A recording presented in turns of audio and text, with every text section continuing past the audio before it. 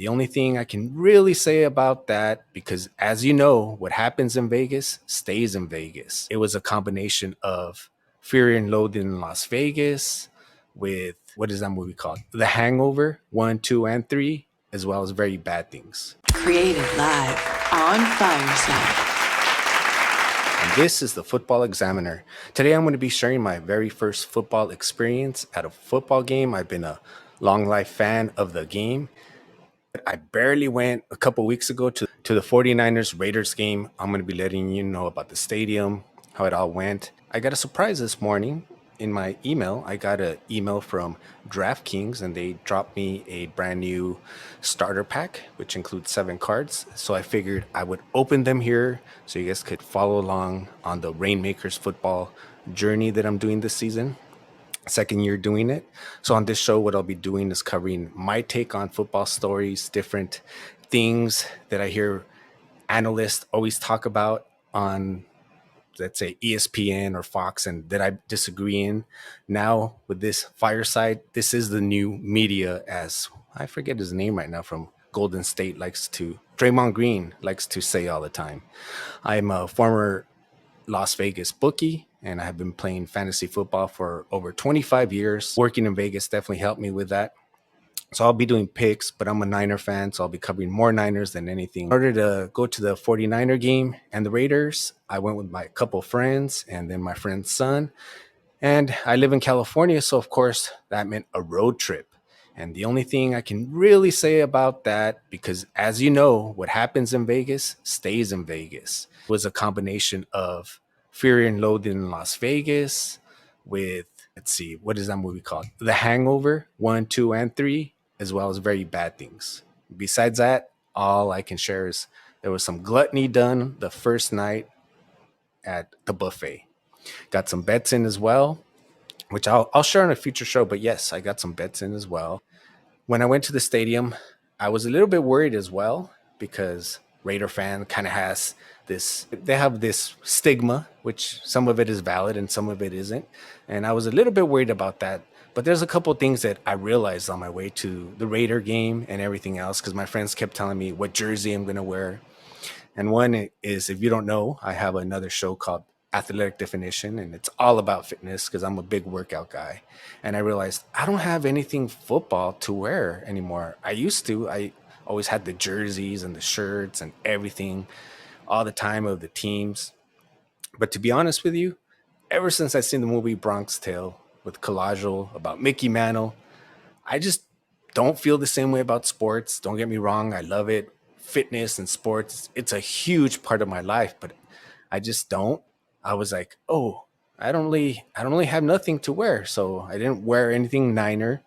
And and then the other thing that I realized is that I haven't gone anywhere like on a, 1 day vacation or weekend road trip in maybe 15 years or longer where it didn't involve me working out, competing, running a marathon, hiking some national park.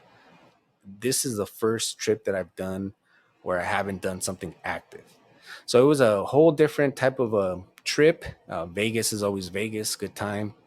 And then as time passes, you don't get to always hang out with your friends. So hanging out with friends that you grew up with, and it on the edited version of this, I'll throw in some pictures and videos of everything. So we went to Vegas and we went to the parking.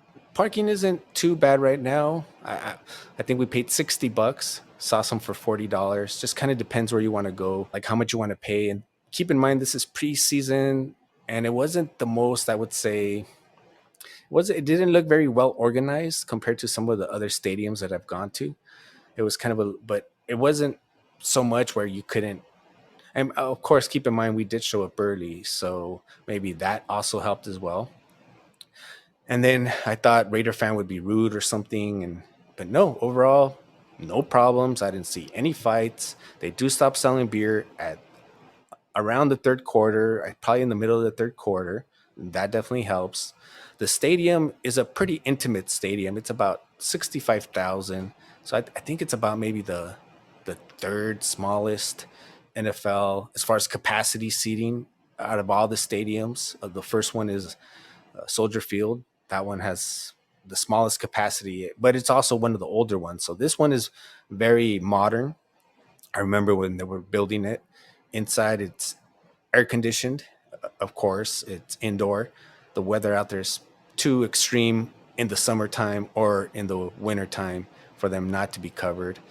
From where I walked in and the elevators we took, every angle that I saw from the field was very good. Because that was one of my things. If you listen to my prior show that I mentioned, and I because I did a crossover show, I was kind of thinking about, I've been watching football for so long on TV, and the TVs keep getting better. The definition keeps getting better. They added NFL Red Zone, the different angles. So I really wasn't quite sure if I would enjoy it. Plus, it was preseason and it was the Raiders. So I was like, kind of like not really feeling it to go, but I'm sure glad I went. Being there, even though the 49ers lost, Trey Lance looked very awkward. Very it seems like everyone loves to talk about him right now. He's like the whole talk of the whole NFL. Trey Lance, what are the 49ers going to do with him? Yeah, we'll see with that. They lost. Overall, the angles, everything, the views, very good. I'm happy with it. I would say that from what I could tell, even probably the highest, the nosebleeds, what you call them, would have a good view because of the way the setting is and the way they did it and the way they kept it small. Because some of the larger stadiums, which would be what the AT&T Dallas Cowboys one, that one capacity is about 100,000 people, but not seating. The largest one, I can't remember the stadium, but that's because they have a lot of stand-up room only and people are in front of you, so you may not get the best view. I've done that like at some Dodger games where it's stand-up room only, where depending on the bar section you're at, and it may not be as good as far as where the seats are. Overall, I would definitely recommend, if you're in Vegas and you want to check out a game and maybe your team's playing, take it's a great stadium. No problems that I saw whatsoever. The beer's pricey, pretty much like every stadium. It's about $15, from like $13 to $15, and that's for a pint, or no, I think a tall boy. So that's like 24 ounces, 22 ounces. That's how much the beers are. No cash there at all. It seems like, and I'll talk about. I got to look into it, but I think all NFL stadiums are cashless. Maybe I could do a conspiracy show where they're part of want to bring in the electronic funds. I had a great time. I would definitely go to another game. This time I would love to go to a Niner game. I'm sad I never got to go to visit Candlestick back in the day. Now, technically, they don't even play in San Francisco. They play in, what is it, Santa Clara, San Jose. It was good. Now, one thing that I did notice, and I'm going to look into it, is how many 49ers fans showed up. In fact, I'm going to say the 49er fans took over the stadium. I have video on the edit I'll show. I took video purposely of, as you could see it filling up from the beginning to end, so you can see the crowd kind of, and you can see red everywhere. And the show that I want to do is, I think the 49ers, I don't know, maybe in the last 5 years have become one of the best well-known travel teams. And what I mean travel teams is the fans. The fans travel with them and they go. And I know, clearly remember them doing that to the Cowboys. I know the Rams fans did a big old thing where they were trying not to sell it because so many people just show up. We did it to the Raiders now. So I think I'm going to look into it, but they're definitely well traveled. And then the whole time, I've DJed before, and then with my podcast, I've been learning more and more about sound. And I happened to be watching this thing on YouTube about how to put sound and make it sound good evenly throughout a stadium. So I was kind of paying attention to the sound and all the fans. And the observation I had was that there was way more 49er fans than Raider fans, and they were louder than us. So I kept telling my friend, I'm telling you, they're adding noise, they're adding sound, because there's no way that when we get the ball and we cheer, we're loud, and then when they get the ball and they cheer and there's less, they're louder than us. And I just kept noticing that and kept noticing that. So then, of course, what do I do when I get home? I start Googling it. And I found that in 1989, the NFL adopted rules to control the crowd noise, deeming it a disruption. And basically, they wanted to stop it. I saw some footage on YouTube where I can't remember the year, but Barry Sanders, I think, got hurt. It was Philadelphia Eagles versus Detroit Lions. And at the time, the refs actually stopped. Detroit was going to win. They were up and they stopped the game because of the crowd noise. And they used to warn the crowd back in the day and say, hey, you guys are being too loud. If you guys don't stop, we're going to take a timeout away from the team. They would ask the team to help. And then if the team basically didn't like persuade the crowd, they would lose a timeout. And that actually stayed for quite some time. I believe they didn't remove it till the year 2007. I actually don't remember that part of the NFL when they would do that. I don't know that they enforced it that often, but they would do it. And it definitely now I think they realize basically that the crowd noise encourages it. There was footage I found of John Elway also getting like a basically free timeout because the crowd noise was too much at, I believe they were at Washington. Some good YouTube videos. I'll try and throw them all on the links if you want to check them out. So then during 2020, during the pandemic, the NFL said, of course, there was no crowds, right? So the NFL decided to talk to EA Sports, which is a video game company, and how they add the crowd noise into the video game so seamlessly and it sounds so good. And then they realized, well, the NFL has the whole NFL film, so we have actual great crowd noise clips of actual fans. And through speaking through EA, they figured out a way to add the noise, the fan noise. So it was mandatory. They made it mandatory for any NFL team without any fans of. Or they basically they had to play the crowd noise as long as it was distributed done through offense and defense. And besides it being distributed offense and defense, it had to be no more than 80 decibels, which is, I believe, half of the crowd noise of which is still pretty loud if you think about it. Unless you have 2,500 fans, it's not mandatory.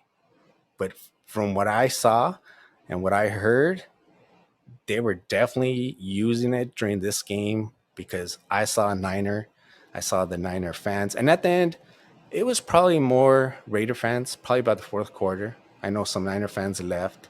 I stayed there till the end. It was my first game, but I know, and then the Raiders started winning, so they started becoming cheering more. But definitely they were using that to their full advantage. The other thing that I definitely noticed that's way different is the instant replays.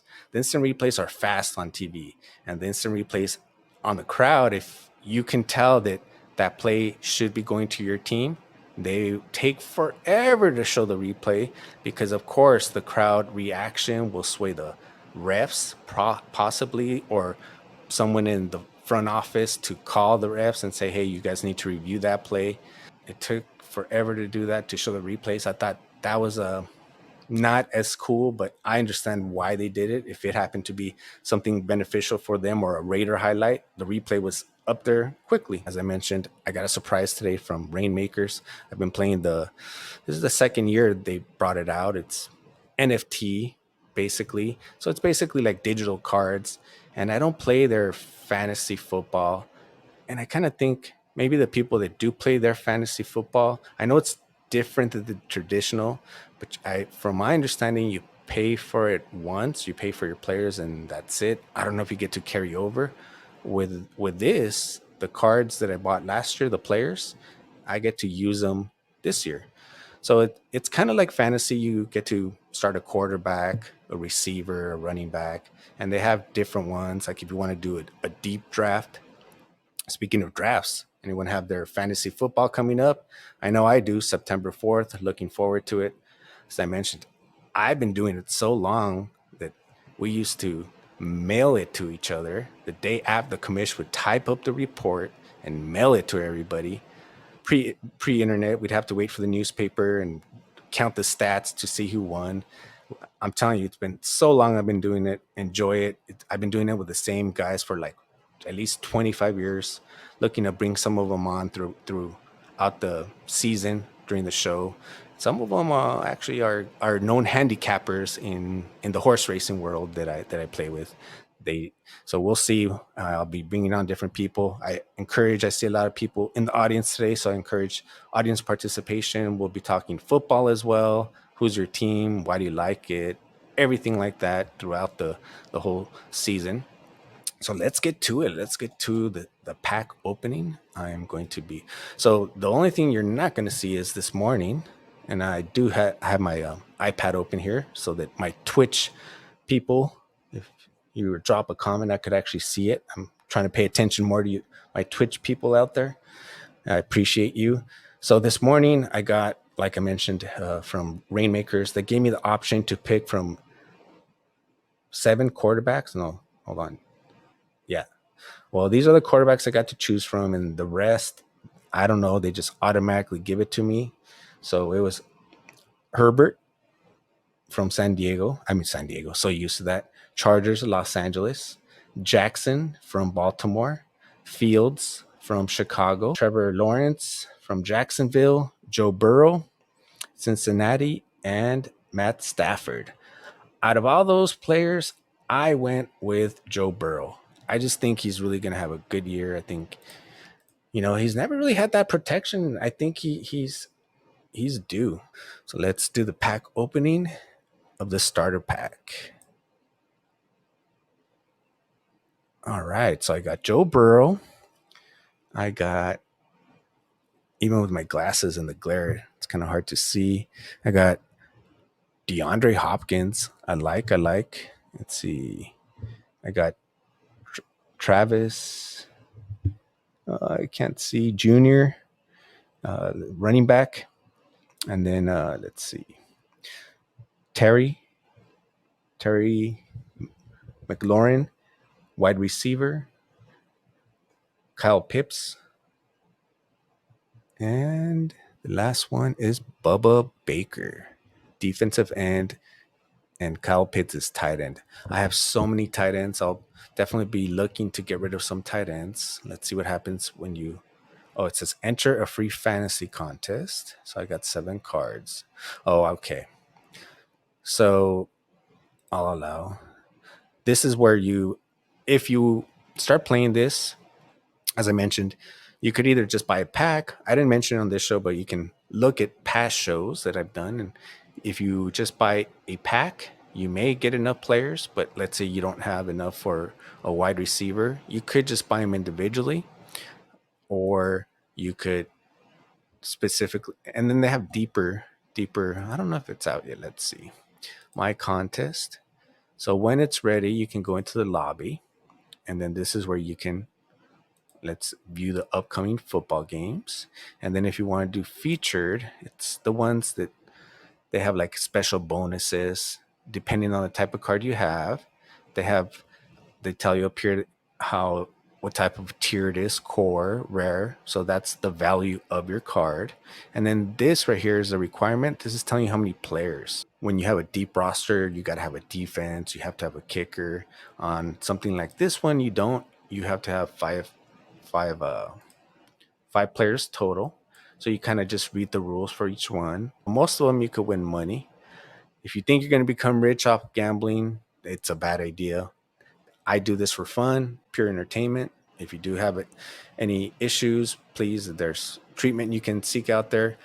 I worked at Vegas, so I know the people that go out there to just bet a friendly wager. And then I also, unfortunately, got to see degenerate gamblers, and the addiction part, definitely something not to, I don't go bet the mortgage or nothing. I think I spend maybe I'll spend on this $100 the whole year building my team. Probably not even that, because last year I spent less than that and I get to still use the card. So now I have a really good stacked team.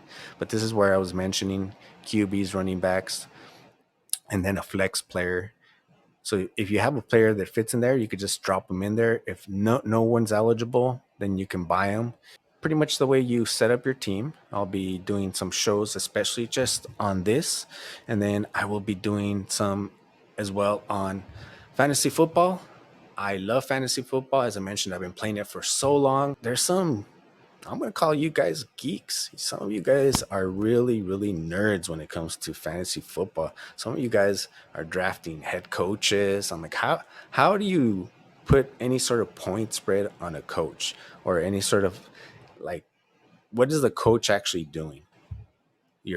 PPR leagues, and I listen to CBS Sports Fantasy and some of them. But man, some of you guys are really geeked out on it. I love it. I love football season.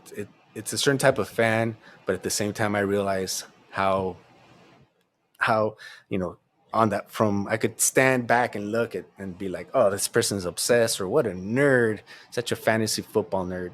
What a geek, which I am too, because I take part of it, taking part in 3 hour drafts with my friends. I tried maybe for 5 seasons. I did two leagues at the same time, and then I did a basketball one. It's just too much because I'm training so much during this time of year, and now doing content, producing, editing.